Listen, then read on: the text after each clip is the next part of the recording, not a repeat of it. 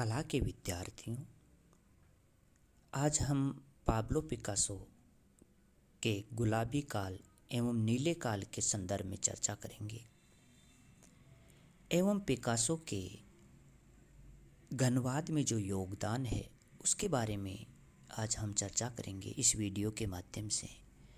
मैं डॉक्टर पवन कुमार जांगीड़, सहायक आचार्य चित्रकला, राजकीय पीजी महाविद्यालय किशनगढ़ से। प्रिय विद्यार्थियों, पाब्लो पिकासो का जो समय है वह 1881 से 1973 तक का है। आधुनिक कलाकारों में पिकासो के समान अपरिमित यश व असामान्य ख्याति प्राप्त करने का सौभाग्य किसी अन्य कलाकार को नहीं मिला। इन्होंने अपनी कला में सभी प्रमुख आधुनिक कला शैलियों का प्रयोग किया और प्रयोग करके प्रभावी कलाकृतियों का निर्माण किया। पिकासो की कला की सबसे प्रमुख विशेषता जो है वह है उनकी असाधारण परिवर्तनशीलता।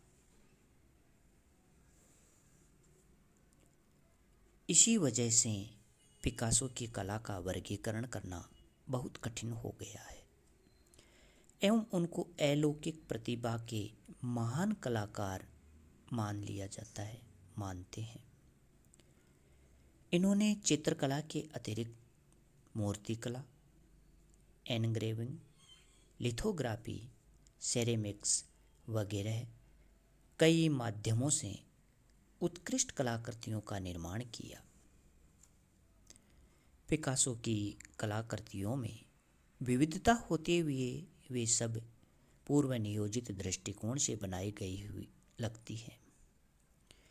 इस विचार से हम उनको ध्येयवादी कलाकार मान सकते हैं, किंतु उनका ध्येयवाद बाह्य आदर्शों पर निर्भर न होकर स्वयं प्रेरित है। इनकी प्रेरणा का मूल स्रोत है निजी सृजन शक्ति का पूर्ण विश्वास, और इसी सृजन शक्ति के विश्वास से इन्होंने बहुत सी कलाकृतियों का निर्माण किया। पिकासो का जन्म स्पेन के मलागा नाम के गांव में हुआ और इनके पिता होसे रुइत एक चित्रकार एवं स्थानीय विद्यालय में चित्रकला के अध्यापक थे, और इनकी माता, उनका नाम मराया पिकासो रुइत था, माता का नाम। 1900 ईस्वी तक पिकासो ने अपने चित्रों पर पाब्लो रुइत पिकासो नाम से हस्ताक्षर किए, किंतु उसके पश्चात इन्होंने केवल पिकासो लिखना शुरू किया। पिकासो के बचपन के चित्र देखने से ही पता चलता है कि उनको चित्रकला की अद्भुत देन थी। वृद्ध युग में पैर का अध्ययन चित्र, डॉन होसे का व्यक्ति चित्र इनकी पूर्ण विकसित कला सामर्थ्य के उदाहरण हैं। आयु के 14वें साल में बार्सिलोना चित्रकला संस्था की प्रवेश परीक्षा एक ही दिन में सभी चित्रण पूर्ण करके इन्होंने उत्तीर्ण कर ली, जबकि अन्य विद्यार्थियों को करीब 1 महीने तक परिश्रम करने पर यहाँ प्रवेश मिलता है, लेकिन इन्होंने एक ही दिन में सभी चित्रों को पूर्ण करके यहाँ प्रवेश ले लिया। बार्सिलोना में अध्ययन करने के पश्चात वे 1897 ईस्वी में माड्रिड के सान फर्नांडो अकादमी में अध्ययन करने पहुँचे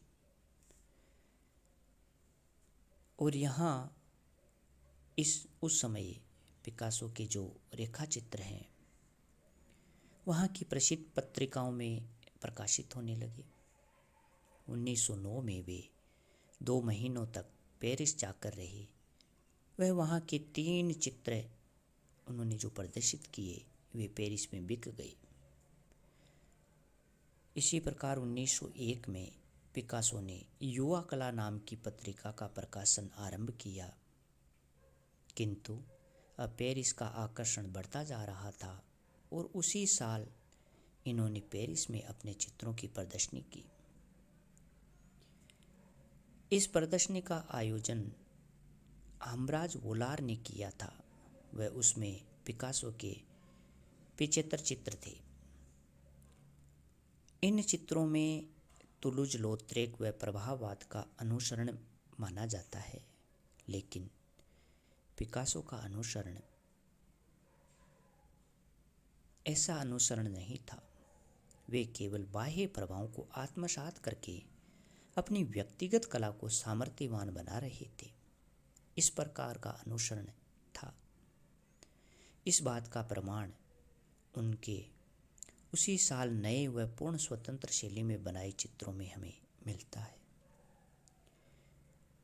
इस शैली के चित्र उन्होंने 1901 से 1904 ईस्वी तक बनाए थे। चित्रों का काल उनके कला को, ये जो चित्र हैं, इस समय के जो चित्र इन्होंने बनाए, उसको हम पिकासो का नीला काल कहते हैं।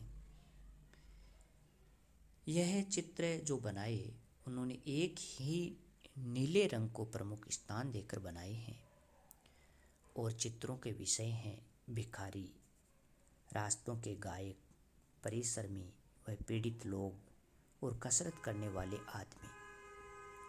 इन चित्रों में से परित्यक्ता, वृद्धजू, युग्म व स्त्री करने वाली ये चित्र विशेष प्रसिद्ध हुए। इन चित्रों का दृष्टिकोण मानवतावादी है व उनमें गरीब वर्ग की असहाय व लाचार व्यवस्था का हृदय द्रावक चित्रण है। आप इन चित्रों में देख सकते हो, ये जो चित्र हैं केवल एक नीले रंग को प्रमुख स्थान देकर बनाए गए चित्र हैं। इसीलिए पिकासो के इस समय को, अर्थात 1901 से 1904 तक का जो समय है, चित्रण का जो समय है, उसको हम नीला काल कहते हैं। इन चित्रों में आप देख सकते हो कि यहाँ भिखारी, रास्तों के गायक, परिश्रमी व पीड़ित लोग एवं कसरत करने वाले, ऐसे चित्र इन्होंने बनाए हैं। आप इन चित्रों में देख सकते हो। इन चित्रों में परित्यक्ता, वृद्धजू, युग्म एवं स्त्री करने वाली यह चित्र विशेष प्रसिद्ध हुए नीले काल में और इन चित्रों का दृष्टिकोण मानवतावादी है। इनमें आप देख सकते हो कि गरीब वर्ग की असहाय एवं लाचार अवस्था का पिकासो ने हृदय द्रावक चित्रण किया है। इस प्रकार यह उनके चित्रों का चित्रण का नीला काल कहलाता है। 1905 में पिकासो के चित्रों में नीले रंग की जगह गुलाबी रंग ने प्रमुख स्थान लिया, इसलिए इसको हम गुलाबी काल कह सकते हैं। इस समय चित्र के विषय सर्कस के विदूषक, नट, भांड, नर्तक आदि श्रमजीवी लोगों के जीवन से लिए गए। जहाँ तक हम देखते हैं, नीले काल के चित्रों का मुख्य भाव था मानवीय दुख, जबकि गुलाबी काल के जो चित्र हैं उनका भाव है निराशा व समर्पण। इस समय भाव चित्रकार चमकीले विशुद्ध रंगों में चित्रण कर रहे थे, किंतु उसका पिकासो पर कोई प्रभाव नहीं पड़ा। पिकासो की रंग संगति में हल्के गुलाबी व नीले रंगों का प्रचुर मात्रा में प्रयोग था। यहाँ आप देखिए, यह गुलाबी काल के चित्र हैं। इसमें हल्के गुलाबी व नीले रंगों का प्रयोग इन्होंने किया है। इन चित्रों को देखिए। चित्रों के विषय उनके साहित्य के मित्र अपोलिनेर व मार्क्स याकोब को बहुत प्रिय थे।